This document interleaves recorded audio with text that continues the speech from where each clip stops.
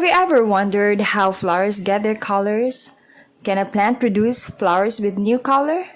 Hi, this is teacher Geraldine Rosales, and today we're going to talk about the non-Mendelian patterns of inheritance. Gregor Mendel proposed that traits are always controlled by single genes with two alleles, and one of them is dominant over the other. An example of gene is color.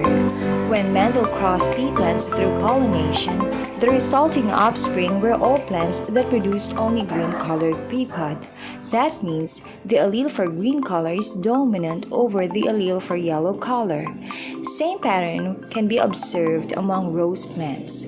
When red and white rose plants are cross-pollinated, all the offspring will produce only red flowers because the allele for red color is dominant over the allele for white color. The pattern of inheritance observed among these examples is called complete dominance. However, modern studies have revealed that most traits do not necessarily exhibit a simple Mendelian pattern of inheritance and are controlled by multiple genes as well as environmental influences. Non-Mendelian patterns of inheritance include incomplete dominance, codominance, and multiple alleles. Let's first talk about incomplete dominance. Incomplete dominance is a pattern of heredity in which one allele is not completely dominant over another. The result of the combination is a third phenotype, which is intermediate. Incomplete dominance can be observed among 4 o'clock plants. When a red-flowered 4 o'clock plant is cross-pollinated with a white-flowered 4 o'clock plant, the resulting plant or offspring will produce neither red nor white flowers. Instead, all flowers will be pink. This is the combination of two traits that results in the third phenotype. To understand more how these traits or genes are passed from parents to offspring, we will use Punnett square method. Remember, purebred red-flowered 4 o'clock plant is homozygous, meaning it has two identical genes represented by two capital letters R, while the purebred white-flowered 4 o'clock plant is also homozygous, meaning there are two identical genes represented by two capital letters W. On one side of the square, we are going to put the genotype of one parent, which is the red-flowered 4 o'clock plant. One gene for each gamete or sex cell. And on the other side of the square, we will put the genotype of the parent, which is the white-flowered 4 o'clock plant. One gene for each gamete or sex cell. Inside the first square, we will combine the genes from the two parents to form RW, R from one parent and W from the other parent. We will do the same for the rest of the squares. We will write the combination of genes from each parent. What do you think is the genotype of the fourth possible offspring?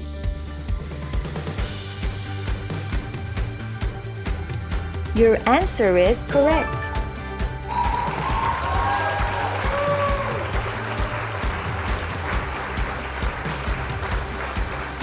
Now, let us solve a problem on incomplete dominance.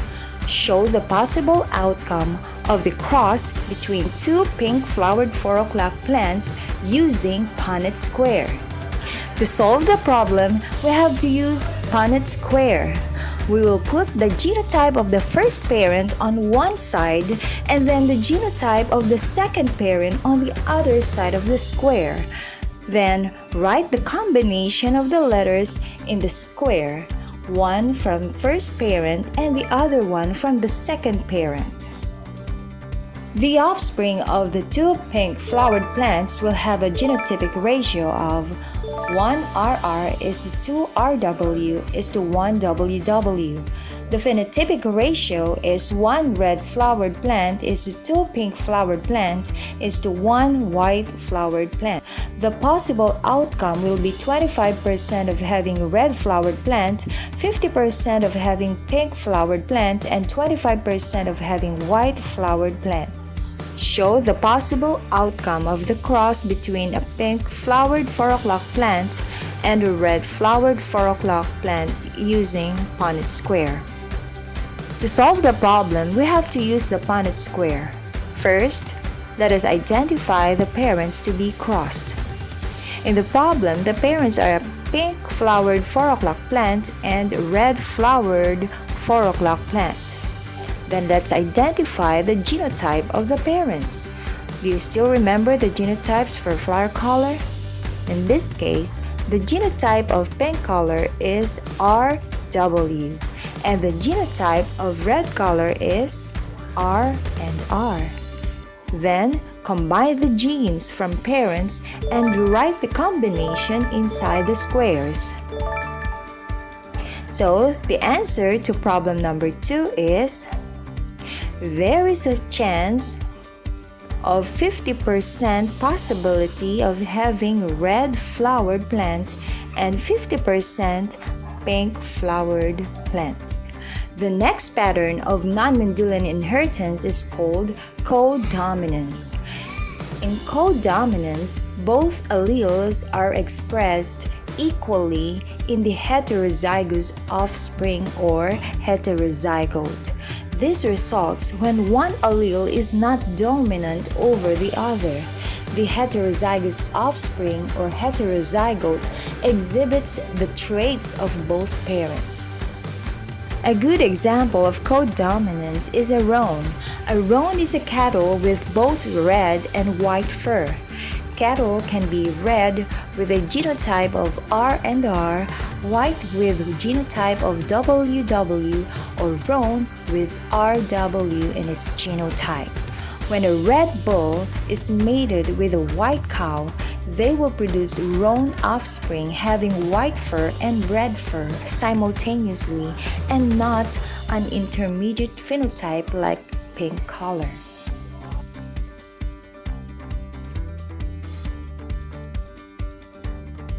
Let us solve a problem on codominance. A red bull is mated with a roan. What will be the phenotypic ratio of the offspring? To solve this problem, first identify the parents and their genotypes. Then we put the genotypes of the parents on the sides of the square. Combine the genes inside each square to form the genotype of the offspring. And the answer to problem number 1 is phenotypic ratio of 2 red cattle is to 2 roan cattle.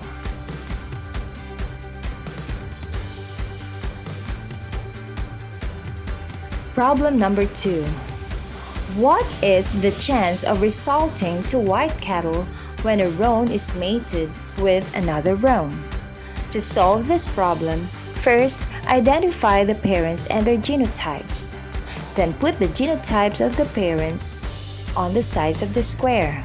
Combine the genes inside each square to form the genotype of the offspring.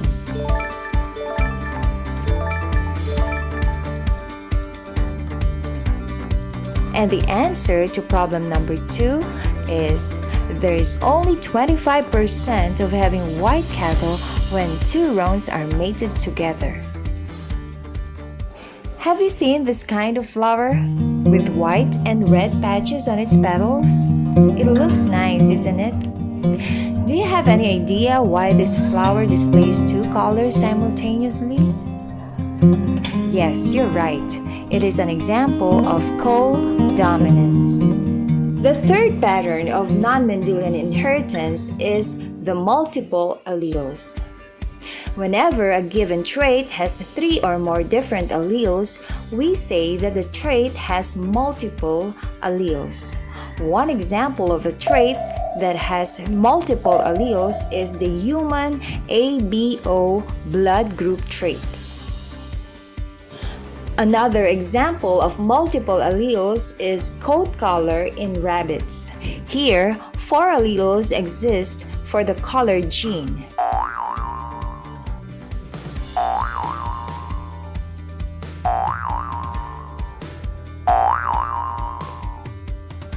In cases of multiple alleles, dominance hierarchies can exist. Let us solve now some problems on multiple alleles. What is the possible outcome when albino rabbit is crossed with Himalayan rabbit? The parents to be crossed are albino rabbit and Himalayan rabbit. Given the genotype, we can now use the Punnett square to predict the outcome. And the possible outcome is 100% Himalayan albino rabbit.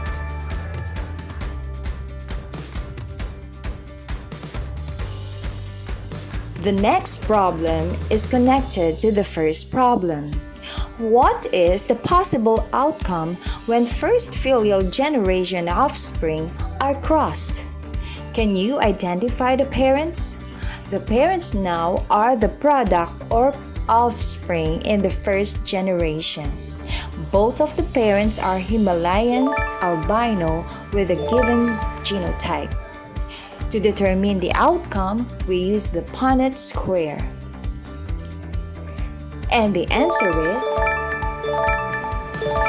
chances are 25% Himalayan rabbit, 50% Himalayan albino rabbit, and 25% albino rabbit. Now it's time to test yourself. Answers will appear after 30 seconds, so let's see if you can get all the correct answers.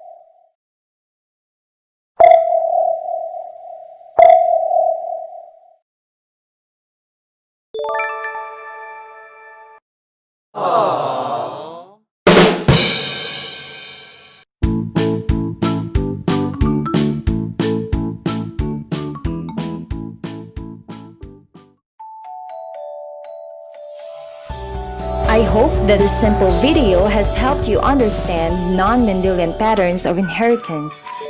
And don't forget to never stop asking questions.